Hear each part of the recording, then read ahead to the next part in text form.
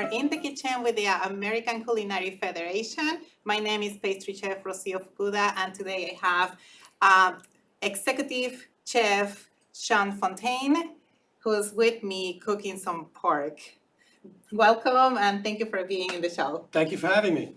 So today we have a pistachio crusted pork tenderloin. It was a recipe that I kind of changed around a little bit for the presentation here, but let's get down to business. So I got a beautiful pork tenderloin, which is very nice. Pork is not the meat that we used to have when we were kids growing up. It's not to have to cook it till it's dead.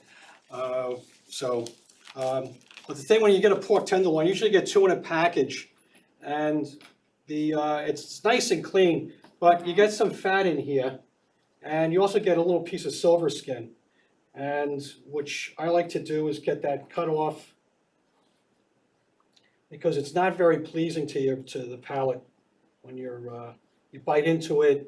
It's that thing that kind of gets you a little kind of chewy and just doesn't feel nice in the mouth. Right, so you just want the actual meat to be tender when you bite into it. Right.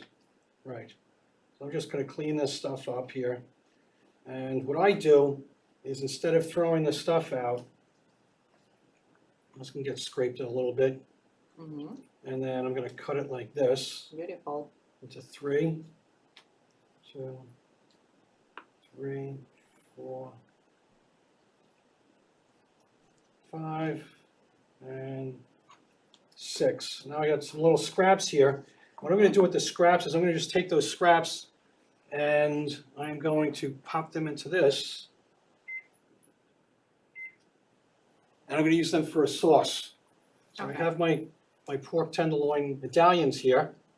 So all the little fat, it just becomes the flavor of your next dish. Right. So I'm going to use I use everything. So I'm very much into using everything.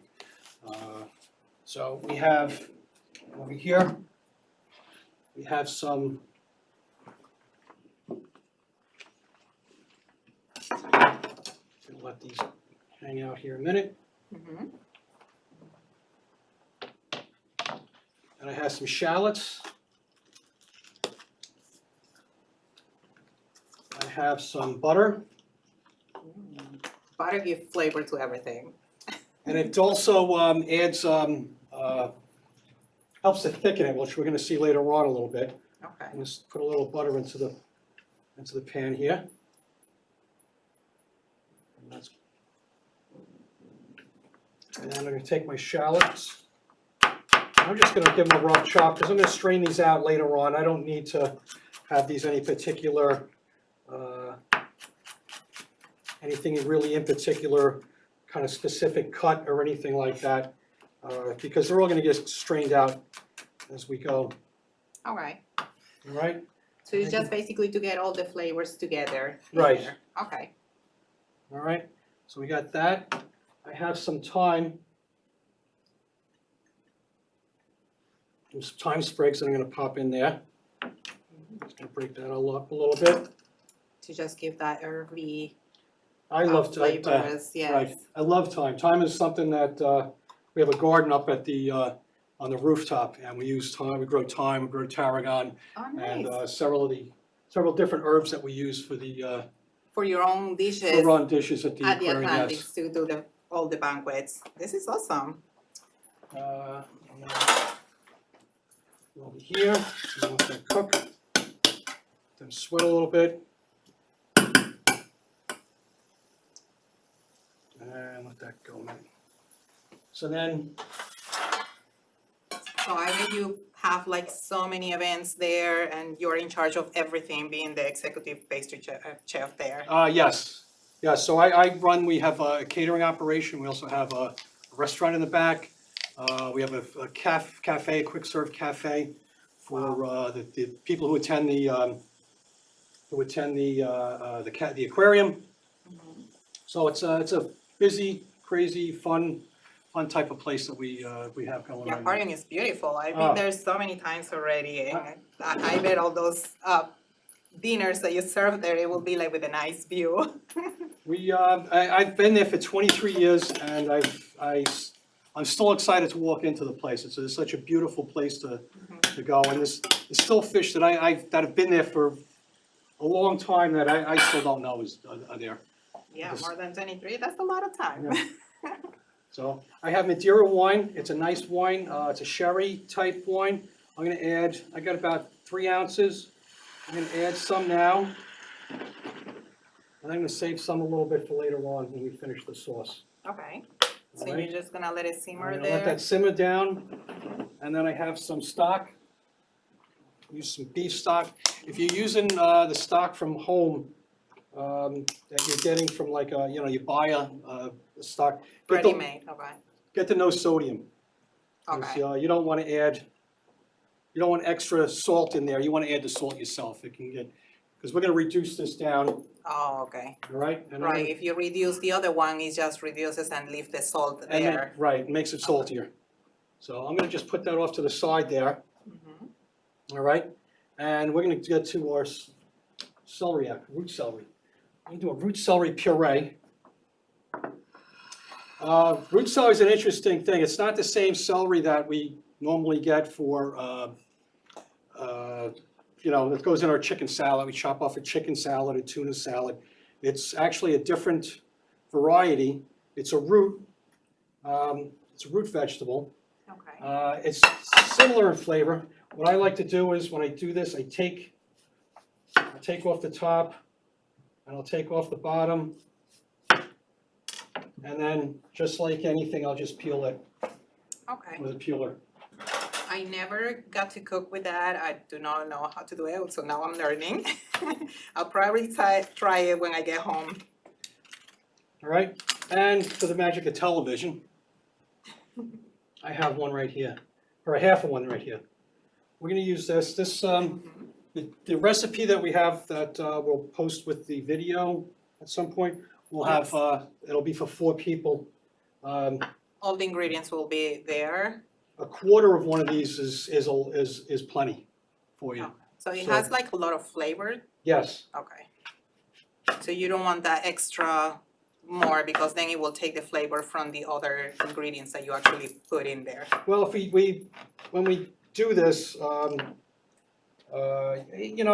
you can use this for other things also. You can make a salad out of it. Okay. You can shred it. It's mayonnaise to it. This is the main ingredient to a Waldorf salad with apples and some walnuts and mayonnaise. So it can be used in a lot of different things. Root vegetables, roasted. You just take this guy and you can do pieces like this and roast it, little thyme, olive oil, put it in the oven for about 20 minutes. It's delicious. Sounds delicious. Yeah. I like so- all my vegetables in the oven. I think it's great because you just keep all the flavors from the actual vegetable in there. Right. They're not going anywhere. They're not going in the water when you're boiling it or Yeah. anything like that. So I pop them into the water. They're gonna be for we're gonna do a puree out of that. All right? Okay. So, This one? let's go back to the pork, Okay. all right? So the pork, pistachio crust on the pork. So, one of the things that, working in the aquarium and doing catering, it's not like a normal restaurant where you have,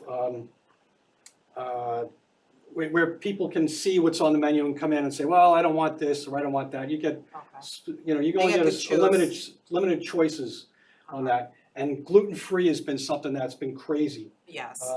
People have got a lot of different allergies now, and it's been crazy. So one of the things that I tried to develop was trying to get away from as much of the gluten as I could. And what I did was I started using rice checks. Right. rice All rice, cereal. all gluten-free. Gluten-free, it's gluten-free rice checks. So they're in there. You can get an off-brand. It doesn't really matter. But it's a gluten alternate substitute. We have pistachios. I love pistachios. Usually you toast them off a little bit and they come out beautiful Beautiful. That's a lot of flavor right there. right there. So I took these and I put them into a food processor Okay. and I added some thyme, some fresh thyme. Here we go again with the thyme. And some melted butter. And we got a crust, a lovely crust. And kind of like just enough butter to make it more like a almost sandy and kind of helps stick together. Okay. All right, so that's our crust for that. I'm gonna take a little salt and pepper. I'm gonna season the. And we're gonna have a really delicious lunch today. Season the Can't pork. wait. All right, I'm gonna put a little bit of oil in the pan. There's a Okay. canola oil. It doesn't really add any flavor or take away flavor. Okay. Yeah, usually in my house I use the olive oil because they say it's very healthy for you, but it does add the flavor. You can actually feel the flavor of the olive in whatever you're cooking too. So this is great, canola oil. Canola, it adds, and it's allergies again. Soybeans have been a big allergy, Soy, yeah. big problem with allergies. So while the pan's heating up, I'm gonna add, we have carrots. These are kind of cool. These are baby carrots, Maybe carrots, they're so crew cut good. carrots. They used to have a little bit longer stem before when you bought them. They've kind of gotten, they used to be really tiny and slender and nice and fun. Now they've gotten a little bit bigger, I guess because they've become more popular. Yeah. So we're gonna take these guys, and the important thing about these is making sure that you have like the same size, because you Okay. don't wanna have, all different sizes, because they're gonna cook at different times. Mm-hmm. So, all right, we're gonna pop those in here, and I'm gonna put a little salt in there. And I don't know if I put salt in there, I'm gonna put some salt in there. And we'll let them go, all right? And we're gonna let them blanch off, Okay. all right? Okay, so now I'm gonna take the pork tenderloin.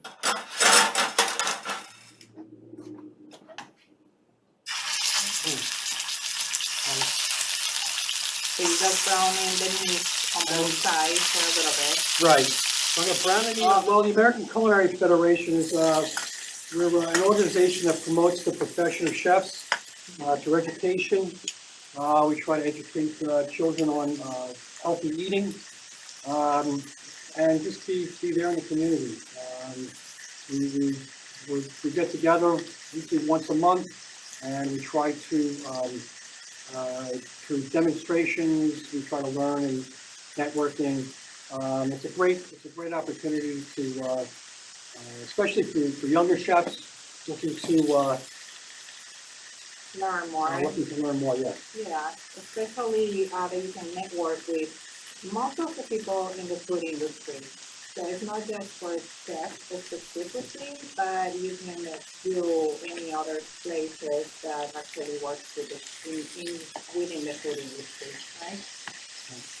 We got some color on this side. I'm gonna flip these guys over. And what I did was I have some Dijon mustard, Okay. and I mixed some of the tarragon in. I used the dry tarragon, but it's when we have on the roof of our rooftop herbs. We have leftover herbs that are, just let them sit out, and they'll dry up, and you can use them all winter long. So this is from last year. Tarragon's it's a little slow coming back. I'm just gonna put a little mustard on top. To absorb all the flavors from the tarragon and the mustard. Right, and then what's gonna happen is we're gonna use the mustard. It's kind of like a glue.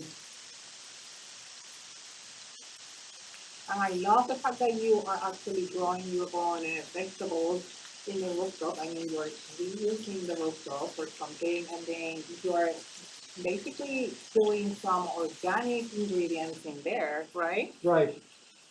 So leftover potato peels, things like that, I compost up there. Make things interesting because I've had some plants pop up, and I don't know what they are. So one year we had cuca squellins growing up there. for a while, and they turned out to be, well, cucumber swells. It was cucumbers, squash, and melons that were growing in there. Wow. Yeah, so we didn't know what it was, and they kind of, I'm gonna put that crust on there. And then we'll take this and just pop this into the oven. And for about 7 to 8 minutes, we're gonna put this into the oven. Okay, just to finish cooking it in the inside. At what temperature does it need to be? 350, Okay. it's a convection oven, so that's 350. If it's a regular oven, probably about 425, 450 maybe. Okay. Okay, so we're gonna take a look at our carrots. They seem to be good. Is it going well?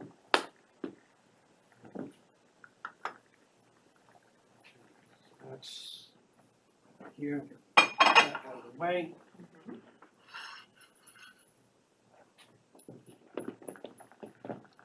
So we're gonna do the carrots right now, right? Right. I'm gonna pull the carrots out. They're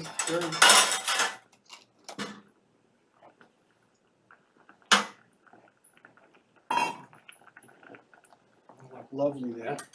Yeah, I like the bright color that they have. So nice. And what I have is a little bit of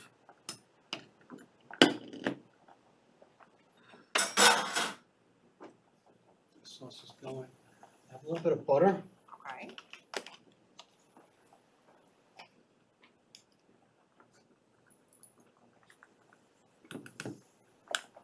I'll put it right back into the pan. And I have some honey.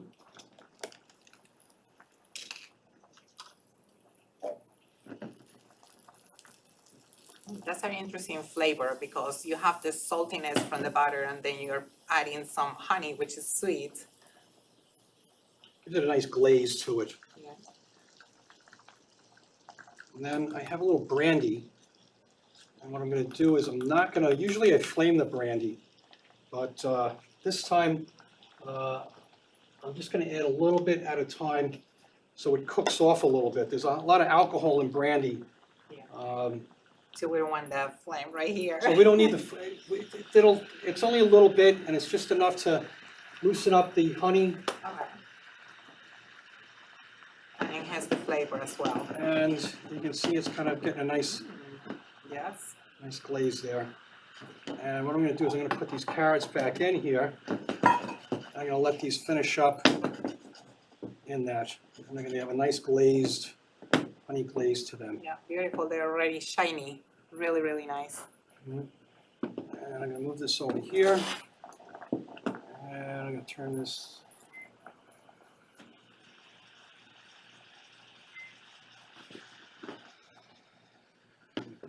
Okay, so now we have our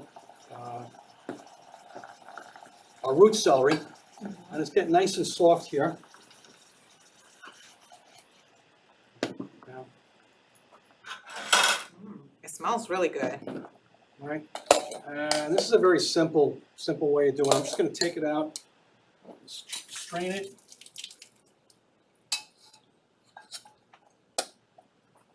And that is gonna be for our puree, right? Right.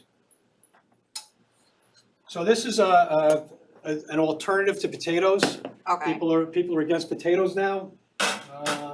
This is another alternative to potatoes. We're just gonna let it dry out a little bit here, and then That's I a have great a food idea. processor.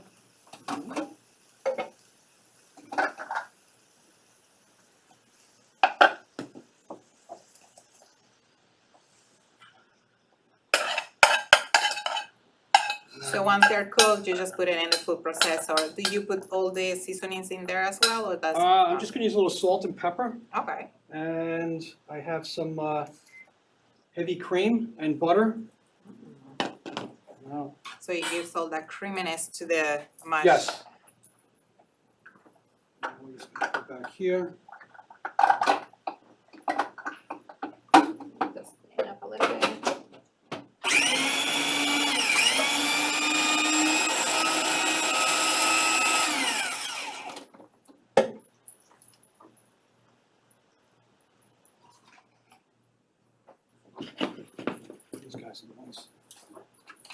Yes, those carrots are looking so delicious, so shiny. All right, I'm gonna add, I have about an ounce of heavy cream and about an ounce of butter, a tablespoon of butter, Okay. a tablespoon of each, two tablespoons of, Do you use salt butter? Do you use unsalted I use butter? unsalted Okay. because I'd rather add the salt myself and know what it's going to, I can adjust it. Right. And I know how much salt I'm putting into a dish Mm-hmm. as compared to letting somebody else do it.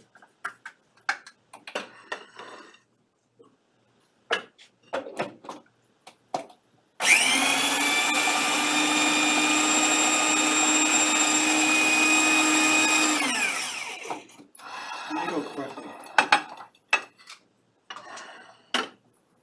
Beautiful. And I'm gonna take these guys. And you don't need to cook that anymore. Like No, it's just ready gonna to keep this serve. warm. Okay. Just keep this warm. I'll put it back in here. This one. Mhm. Save on dishes. It's always good to save on dishes.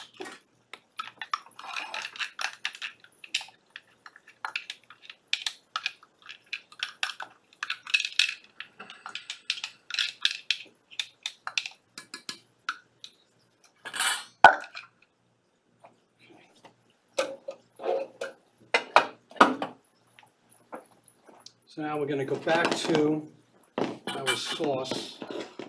And this is reduced down a bit. Okay. That's the one we did at the beginning with That's the the beginning? pork fat. The pork scraps, the shallots, the thyme, a little Madeira. And I held on to a little bit of Madeira. We're gonna finish it off with Madeira and butter. Right here. Right here. No, it's right here. Oh. I got it right here.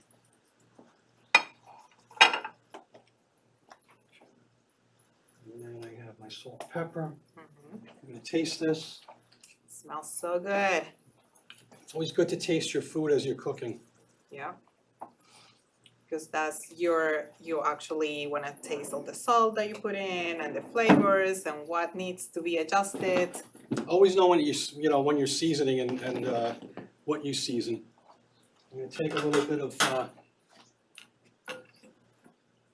take the sauce, I'm gonna strain it. Okay. When you have a lot of stuff in your pot and you're trying to strain it, one of the things that I learned was take your stuff, try to put your stuff in first. Okay, makes sense. So it doesn't just pop all the way Right. in there. So when you're putting it in, it doesn't just, plop and you're getting splashed with things. Right. Right. And then you can let that drain a little bit. And now that we used it, get it in there. Let's strain this again.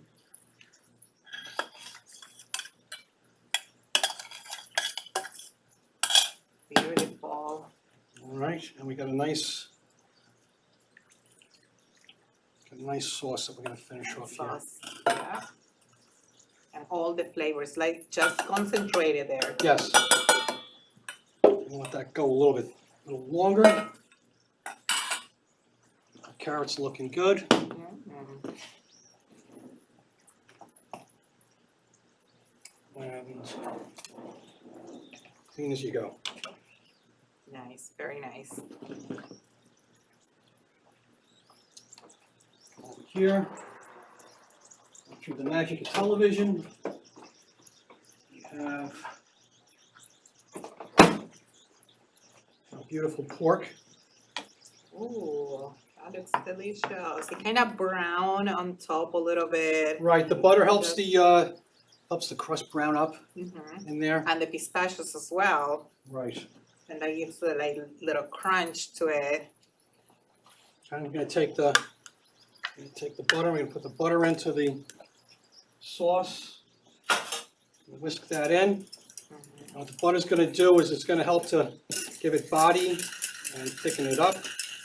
Like a nice sauce, a little bit. I could let this go a little longer, but I'm gonna put this over here. Once you add butter to a sauce, you don't want to bring it back to a boil Okay. because it'll break the sauce and the butter will separate. Butter doesn't, it kind of gets suspended in the sauce. It doesn't really, it doesn't like get, it doesn't stay within the sauce, stay inside there Okay. permanently. All right? It separates. Yes. All right, so I'm gonna take a plate. This. And we're gonna take our So we're gonna start plating now. Just one plate, that's it?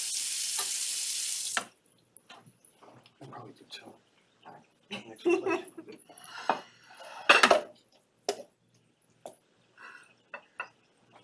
Okay, and I'm gonna take a little puree. Here.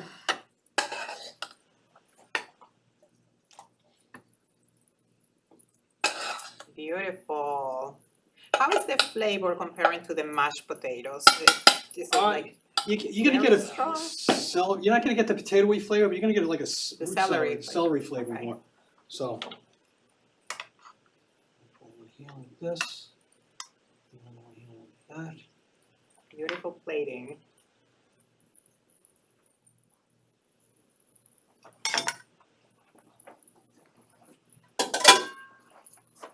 Take a carrot. That nice glaze these are. So shiny. I love it how shiny it is. Yeah. It just adds that pop of color to the plate. It looks beautiful. Should I put this? Okay. Sure. And then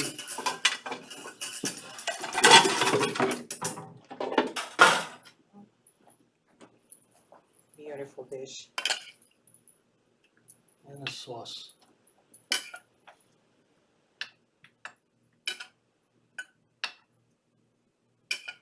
That sauce looks amazing. It just brings the whole plate together. And we're good. Where are you gonna try it? I wanna try it. You wanna try it? Let me see. I think it's on that side. Ah, Yeah. here we go. It's delicious. Knife, fork. Mm. I don't want to break the plate, but I do have to try it. A little bit of sauce. Mmm. Delicious. Really good. All the flavors in there. Thank you so much, Chef, for being here, for showing us this beautiful place and tasty too. Well, thank you. Thank you for having me. Thank you. See you next time, guys.